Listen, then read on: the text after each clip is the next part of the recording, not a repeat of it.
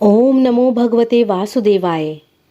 पौराणिक कथाओं के अनुसार भगवान श्री कृष्ण ने पद्मनी एकादशी या फिर कमला एकादशी के व्रत के विषय में सबसे पहले अर्जुन को बताया था।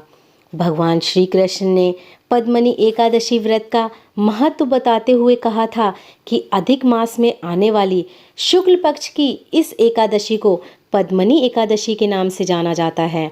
इसका व्रत करने से साधक को अनेक यज्ञों और सहस्त्रों वर्षों की तपस्या के समान का पुण्य प्राप्त होता है। इस व्रत का पालन श्रद्धा भक्ति और पूरे विधि विधान से करने से मनुष्य को अपार यश और कीर्ति की भी प्राप्ति होती है। वो अपने सभी पापों से छूटकर इस लोक के सभी सुख भोग कर अंत में वैकुंठ धाम को चला जाता है। भगवान श्री कृष्ण ने पद्मनी एकादशी व्रत की कथा सुनाते हुए कहा, त्रेता युग में एक परम और पराक्रमी और प्रजावत्सल राजा हुआ करता था। उसका नाम कृतवीर्य था। राजा कृतवीर्य का राज बहुत विशाल था, परंतु उसके कोई संतान नहीं थी। उसने संतान प्राप्ति के लिए अनेक विवाह किए, परंतु उसको संतान की प्राप्ति नहीं हुई। उसके उपरांत उसके राज्य का क्या होगा, उसके वंश का क्या होगा, यही सोचकर राजा कृतवीर बहुत ही उदास रहता था। राजा ने पुत्र प्राप्ति के लिए हर संभव प्रयास किया, किंतु उसे सफलता नहीं मिली। उसके अनेक यज्ञ, हवन, दान पुण्य और चिकित्सीय उपाय किए, परंतु उसकी पुत्र प्राप्ति की इच्छा पूर्ण नहीं हुई। तब राजा कृतवीर ने तपस्या का मार्ग चुना। रानी पद्मनी राजा कृतवीर की सबसे प्रिय रानी थी। उसका जन्म इक्ष्वाकु वंश में हुआ था। राजा कृतवीर ने राज्य का सारा कार्यभार अपने विश्वसनीय मंत्रियों को सौंप दिया और स्वयं अपनी प्रिय रानी पद्मनी के साथ तपस्या के लिए गंधमादन पर्वत की ओर प्रस्थान कर गए।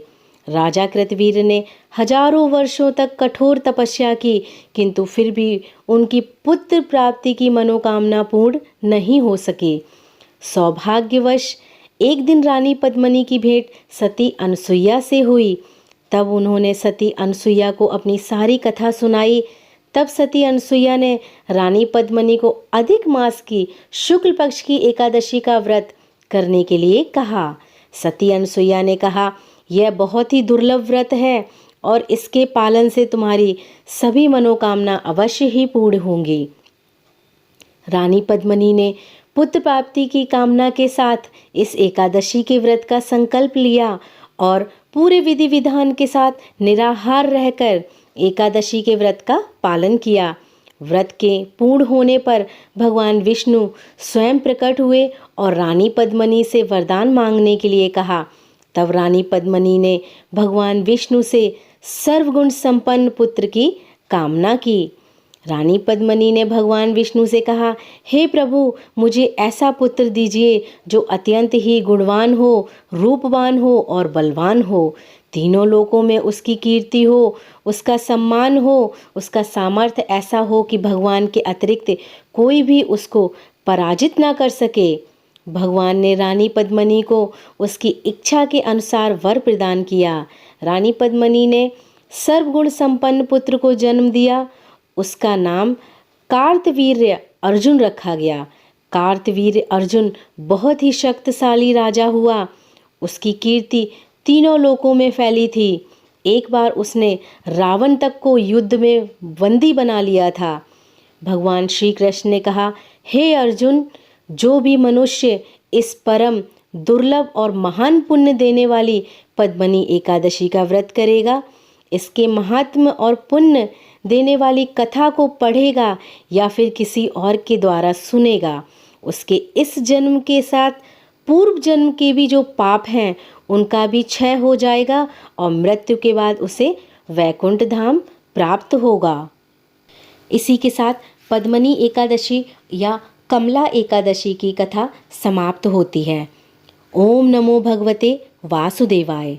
दी हुई जानकारी अगर आपको अच्छी लगी है तो वीडियो को एक लाइक अवश्य ही दीजिएगा। साथ ही अभी तक आपने मेरे चैनल को अगर सब्सक्राइब नहीं किया है तो जल्दी से सब्सक्राइब कर लीजिए। जिससे कि आगे आने वाली जो भी नई वीडियो होगी उसकी जानकारी समय से आप तक पहुंच सकेगी। मेरी वीडियो में ज़्यादातर यही होगा कि आपको कम समय में पूरी और संपूर्ण जानकारी दी जा सके। जय माता दी। हर हर महादेव।